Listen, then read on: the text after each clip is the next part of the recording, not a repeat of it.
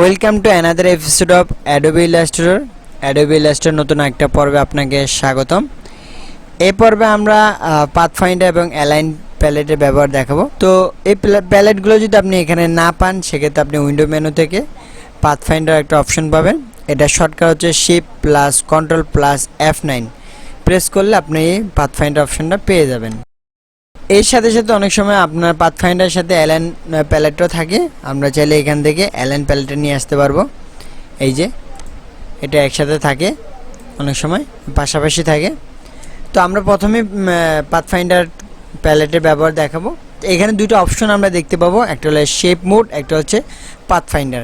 আচ্ছা, তো পাথফাইন্ডার মূলত কি? পাথফাইন্ডার হচ্ছে যে কোনো একটা শেপকে আপনি ইচ্ছা মতো কাটাকাটি করবেন, জাস্ট সোজা কথায় আপনি এটাকে কাটাকাটি করবেন। তো এখন আমি এখানে কিছু শেপ আগে ক্রিয়েট করে নিব।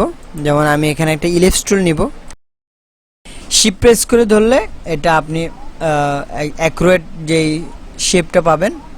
দেন আমি এখানে একটা কালার দিয়ে দেব। আমরা কালারটা দিয়ে দেব কারণ আপনি খুব সহজে বোঝার জন্য। সেমভাবে আমি এটাকে selection tool move tool select করে দেন এটাকে আমি একটা কপি করে নিব। আচ্ছা, এটা কালারটা চেঞ্জ করে দেবে, এখানে একটা কালার দিয়ে দেব। ওকে, জাস্ট দুটা কালার দিয়ে দিলাম যাতে আমরা সহজে বুঝতে পারি। তো এখানে আরেকটা জিনিস মাথায় রাখতে হবে যে আমাদের যে উপরে যে কালারটা থাকবে, দ্যাট মিন্স আমাদের যে উপরের শেপটা থাকবে, এটাই মূলত আমাদের চেঞ্জ হবে। এটা দিয়ে মূলত কাজ হবে। এই উপরের শেপটা নিচের শেপটাকে কাটবে, এটা বুঝতে হবে। তো আমাদের প্রথমে উপরের শেপটা হচ্ছে এই শেপটা, আমরা চাইলে এটাকে উপরে আনতে পারবো। সেক্ষেত্রে এখানে আমাদের রাইট বাটন ক্লিক করতে হবে। এখান থেকে আমরা অ্যারেঞ্জে চলে যাব। এখান থেকে ব্রিং টু ফ্রন্ট এটা ক্লিক করলে এটা আমাদের উপরে চলে আসবো। দেখতে পাচ্ছেন রেড কালার শেপটা এটাকে ঢেকে দিচ্ছে, তার মানে এটা উপরে আছে। তো এখন আমরা আবার চাইলে সেমভাবে এটাকে আমরা উপরে আনতে পারবো। রাইট বাটন ক্লিক করে অ্যারেঞ্জে চলে যাব, এখান থেকে ব্রিং টু ফ্রন্ট। ওকে, আশা করি আমরা এই বিষয়টা বুঝতে পারছি। এখন আমরা পাথফাইন্ডার টুলের বা প্যালেটের ব্যবহারটা দেখাবো। প্রথমে আমরা দেখতে পারবো ইউনিট। এটা হচ্ছে যে অনেকগুলো শেপকে একটা শেপ বানাবে। আপনি সহজভাবে বুঝবেন, একাধিক বা অনেকগুলো শেপকে একত্র করে একটি শেপ বানাবে। এখন মনে করেন আমার এখানে দুইটা শেপ আছে, এই দুইটা শেপকে আমরা সিলেক্ট করে আমরা যদি এখানে প্রেস করি, এটা একটা শেপ তৈরি করে দিল। এখন আমাদের রেড কালারটা নিচে ছিল, যার কারণে ওটা সরে গেছে। উপরের যে কালারটা ছিল এটা অ্যাপ্লাই হয়েছে। রেড কালারটা যদি আমাদের উপরে থাকতো তাহলে এখানে রেড কালারটা অ্যাপ্লাই হতো। এখন আমরা ইউনিট মানে বুঝলাম যে দুইটা শেপ বা অনেকগুলো শেপকে একটা শেপে কনভার্ট করে দিল। এরপরে আমরা দেখতে পাবো মাইনাস পয়েন্ট। মাইনাস পয়েন্ট হচ্ছে যে আমরা আন্ডু করে নিই আগে। এটা হচ্ছে যে মাইনাস পয়েন্ট। এখানে ক্লিক করলে আমাদের উপরের যে শেপটা ছিল, ওই শেপটা যতটুকু শেপ আমার নিচের শেপে ছিল ওই ততটুকু অংশই কেটে দিবে। তার মানে আমাদের এভাবে যদি কোনো কিছু কাটার প্রয়োজন হয়, মাইনাস করার প্রয়োজন হয়, সেক্ষেত্রে একটা শেপ দিয়ে একটা শেপকে আমরা কাটতে পারবো, আমাদের ইচ্ছা মতো আমরা কাটতে পারবো। আচ্ছা, আমরা আবার আন্ডু করে নিচ্ছি। তার মানে আমরা মাইনাস পয়েন্ট মানে কি বুঝলাম, যে সামনের শেপ কেটে ফেলবে এবং পিছনের শেপ রেখে দিবে। এখানে সামনের শেপটা হচ্ছে যে এই কালারটা, আর পিছনের শেপটা হচ্ছে যে রেড কালার। আমরা যখন মাইনাস পয়েন্ট করব, সেক্ষেত্রে আমাদের গ্রিন কালার শেপটা চলে যাবে, কেটে ফেলবে। রেড কালারটা নিচে ছিল, এটা থাকবে। এরপরে আমরা দেখব ইন্টারসেক্ট। ইন্টারসেক্ট হচ্ছে যে আমাদের এই দুইটা শেপ, ঠিক আছে, এই দুইটা শেপের মাঝখানে যে অংশটা আছে, মানে এই শেপটা যতটুকু আসছে, এই শেপটা যতটুকু আসছে, এই মাঝখানের যে অংশটা যেখানে ইন্টারসেক্ট হয়েছে, দুইটা ছেদ করছে, এই অংশটুকু রেখে বাকিটা কেটে ফেলবে। আচ্ছা, আমরা সিলেকশন করে নিই। দেন আমরা ইন্টারসেক্ট ক্লিক করলে আমাদের এই যে মাঝখানে যে অংশটুকু, এই অংশটুকু থাকবে, বাকি অংশটুকু কেটে ফেলে দিবে। তারপরে আমরা দেখতে পাবো এক্সক্লুড। এক্সক্লুড হচ্ছে যে আমরা আন্ডু করে নিই। এক্সক্লুড হচ্ছে যে এই বাকি মাঝখানে অংশটা ছাড়া, মানে আমাদের যে ইন্টারসেক্ট আমরা করলাম, এই যে মাঝখানে অংশটা ছাড়া বাকি অংশটা রেখে দিবে, মাঝখানে অংশটা কেটে ফেলবে। আচ্ছা, আমরা এক্সক্লুড করি। এই যে মাঝখানে যে অংশ আমরা যে ইন্টারসেক্ট করলাম, এই অংশটা কেটে ফেলে দিবে, বাইরের অংশটা থাকবে। আমরা বুঝতে পারলাম যে আমরা ইন্টারসেক্টের বিপরীত হচ্ছে যে এক্সক্লুড। আচ্ছা, এরপরে আমরা দেখব পাথফাইন্ডার। প্রথমে আমরা দেখব ডিভাইডেড। ডিভাইডেড মানে হচ্ছে যে শেপগুলোকে আলাদা আলাদা অংশে ভাগ করে ফেলবে। ঠিক আছে, আমরা পূর্বের কাজটা আন্ডু করে নিচ্ছি কন্ট্রোল জেড প্রেস করে। এখন এখানে আমাদের দুইটা শেপ এখানে আমরা যদি সিলেক্ট করি, দেন আমরা যদি এখানে ডিভাইডেড প্রেস করি, এখানে আমরা যে একটা জিনিস লক্ষ্য করব যে প্রত্যেকটা জিনিস এখন ডিভাইডেড হয়ে গেছে। এখন আমাদের এই ডিভাইডেডটা বোঝার জন্য অবশ্যই আমাকে আনগ্রুপ করে নিতে হবে। এটা গ্রুপ হয়ে থাকবে, এটা আনগ্রুপ করে নিব। দেন আমরা দেখতে পাবো প্রত্যেকটা অংশ আমাদের আলাদা আলাদা করে ডিভাইডেড হয়ে গেছে। আশা করি বুঝতে পারছেন। আমরা আন্ডু করে নিচ্ছি। এরপরে আমরা দেখব ট্রিম মানে হচ্ছে যে শেপগুলোকে ট্রিম করবে, মানে কেটে ফেলবে এবং ওভারল্যাপ অংশগুলো কেটে দিবে। এখানে রেড কালারের উপরে গ্রিন কালারের যে অংশটুকু ওভারল্যাপ হয়েছে ওই অংশটুকু কেটে ফেলবে। মানে আমাদের যে প্রথমে আমরা এটাকে আনগ্রুপ করে নিচ্ছি, আমাদের যে প্রথম যে শেপটা আছে উপরের শেপটা, ওই উপরের শেপটা যতটুকু ওভারল্যাপ হয়েছে নিচের শেপের ওই শেপটুকুই কেটে ফেলবে, বাকি শেপটা থেকে যাবে। এখানে মাইনাস পয়েন্টটা সেমভাবে কাজ করে থাকে, কিন্তু মাইনাস পয়েন্ট যখন আমরা গুনবো তখন এই শেপটা কিন্তু একদম উধাও হয়ে যাবে।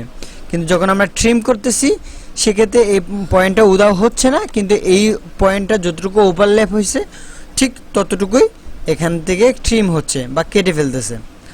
আচ্ছা, এরপরে আমরা দেখব মার্জের কাজ হচ্ছে যে একই রঙের শেপ মিলে যাবে আমাদের এখানে। যদি আচ্ছা আমরা এখানে একটা শেপ নিয়ে আগে এখানে একটা শেপ নিলাম, দেন এই শেপটাকে আমরা মুভ টুল সিলেক্ট করে এটাকে কপি করে নিব।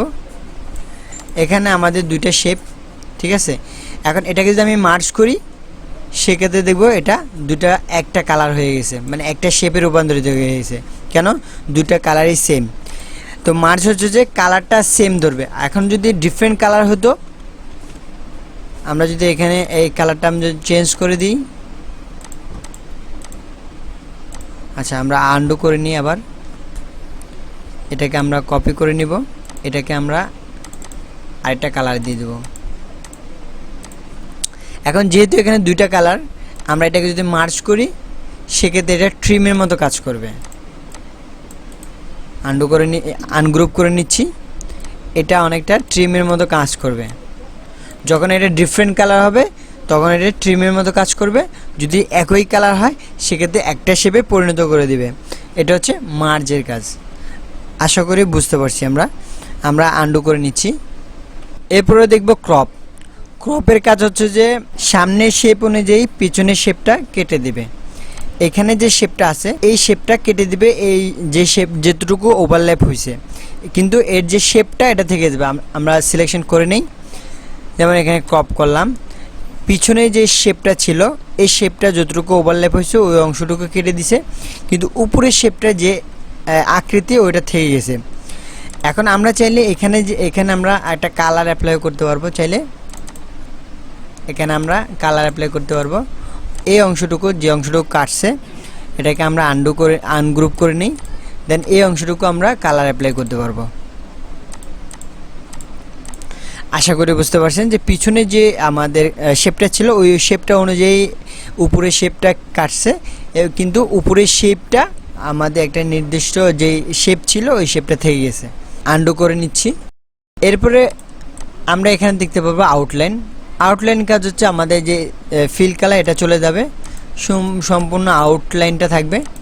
আমরা যে কালার অ্যাপ্লাই করছি এই কালার অ্যাপ্লাই দেখতে পারবো যে আউটলাইনগুলো দেখা যাচ্ছে। এরপর আমরা দেখব -ব্যাক। আমরা এই পাথফাইন্ডারের যতগুলো চিত্র আমরা দেখতেছি এই চিত্রগুলো দেখলে আমরা এটার কাজটা বুঝতে পারবো, অথবা নামগুলো দেখলেও আমরা কাজটা বুঝতে পারবো। যেমন এখানে ব্যাক বলতে বোঝাচ্ছে পিছনের অংশটা কেটে ফেলবে। আমরা যদি সিলেকশন করে ব্যাক করি পিছনের অংশটা কেটে যাবে, উপরের অংশটা থেকে যাবে। তো এইভাবে করে আমরা পাথফাইন্ডারটা ব্যবহার করতে পারবো।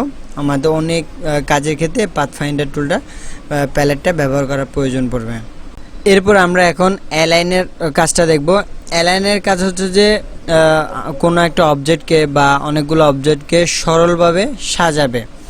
হ্যাঁ, প্রত্যেকটা সমান করবে, ডানে নিয়ে যাবে, বামে নিয়ে যাবে, অথবা সেন্টারে রাখবে, উপর নিচে সমান করবে। তো এই কাজগুলো মূলত অ্যালাইন দিয়ে করতে হয়। তো আমরা এটা বোঝার জন্য আমরা কিছু লেখা বা আমরা কিছু শেপ নিয়ে নিতে পারি। আমরা লেখা না এনে আমরা কিছু এখানে শেপ তৈরি করতে পারি। এই শেপটাকে আমরা কপি করতে পারি, এখানে কিছু উপর নিচে দিয়ে দিই, তাহলে আমাদের বুঝতে সুবিধা হবে। ওকে, আমরা কিছু শেপ তৈরি করে নিলাম। দেন আমরা এটাকে সিলেক্ট করব, করে আমরা হরিজন্টাল অ্যালাইন লেফট করব। সবগুলো আমার হরিজন্টালি লেফটে চলে আসবে। আমরা যদি সেন্টার করি, আমরা এটাকে আনডু করে নেব আগে। ওকে, এখন আমরা যদি সেন্টার করার চেষ্টা করি, সবগুলো সেন্টারে চলে আসবে। আর আমরা যদি রাইটে নিয়ে যাই, সবগুলা রাইটে চলে আসবে। এরপরে আমরা যদি এখানে ভার্টিক্যালি অ্যালাইন টপ করি, সেক্ষেত্রে উপর থেকে এটা সমান হবে। এখানে দিলে সেন্টার হবে। আমরা আনডু করতেছি, এখানে ক্লিক করলে এটা সেন্টার হবে, আর এখানে করলে ভার্টিক্যালি অ্যালাইন বটম, নিচের দিকে সমান হবে। এরপরে আমরা দেখব ডিস্ট্রিবিউট অবজেক্ট। এখানে আমরা প্রথমেই দেখতে পাবো ডিস্ট্রিবিউট টপ, এটা হচ্ছে বটম, এটা হচ্ছে সেন্টার। আমরা যেহেতু এটা হরিজন্টালি আছে, আমরা এটাকে ভার্টিক্যালি করে নিই, একটু রোটেট করে নিই। এরপর আমরা যদি এখানে সেন্টার করে দিই, সেক্ষেত্রে দেখবো আমাদের গ্যাপগুলো সমানভাবে হয়ে গেছে, সেন্টারে চলে আসছে। তার মানে এটা হচ্ছে উপর থেকে গ্যাপগুলো ঠিক করবে, এটা হচ্ছে নিচে থেকে গ্যাপগুলো ঠিক করবে। সেমভাবে আমরা যদি এটাকে আনডু করে নিই, এটা হরিজন্টালি আমরা সেমভাবে যদি এখানে হরিজন্টালি সেন্টার করে দিই, সেক্ষেত্রে হরিজন্টালি এটা গ্যাপগুলো ঠিক করবে, হ্যাঁ, মাঝখানে নিয়ে আসবে। সেমভাবে এখানে লেফট সাইড থেকে গ্যাপগুলো ঠিক করবে, এটা হচ্ছে রাইট সাইড থেকে গ্যাপগুলো ঠিক করবে। তো আশা করি বুঝতে পারছেন। আপনার যদি কোনো অবজেক্টকে যদি এরকম গ্যাপগুলো ঠিক করতে হয়, সেন্টার করতে হয়, বা উপর নিচে করতে হয়, লেফট সাইড থেকে ঠিক করতে হয়, রাইট সাইড থেকে ঠিক করতে হয়, সেক্ষেত্রে আপনি অ্যালাইনের ব্যবহারটা করতে পারেন। অথবা আপনি যদি কোনো শেপকে কাটাকাটি করতে হয় বিভিন্নভাবে ইচ্ছা মতো ডিজাইনের ক্ষেত্রে, সেক্ষেত্রে পাথফাইন্ডার প্যালেটটা ব্যবহার করতে পারেন। তো এই দুইটা প্যালেট খুবই ইম্পর্ট্যান্ট, আমরা বেশি এটা ব্যবহার করে থাকি। আপনারা যদি এটা না পান, সেক্ষেত্রে আমি আবারও বলতেছি, উইন্ডো মেনু থেকে আমরা নিয়ে আসতে পারবেন, অথবা shortcut shift control F9 press করলে আপনি এই অ্যালাইন এবং পাথফাইন্ডার দুটো একসাথেই থাকে, চলে আসবে। তো আশা করি আজকে টিউটোরিয়াল বুঝতে পারছেন। দেখা হচ্ছে পরবর্তী কোনো ক্লাসে। আল্লাহ হাফেজ।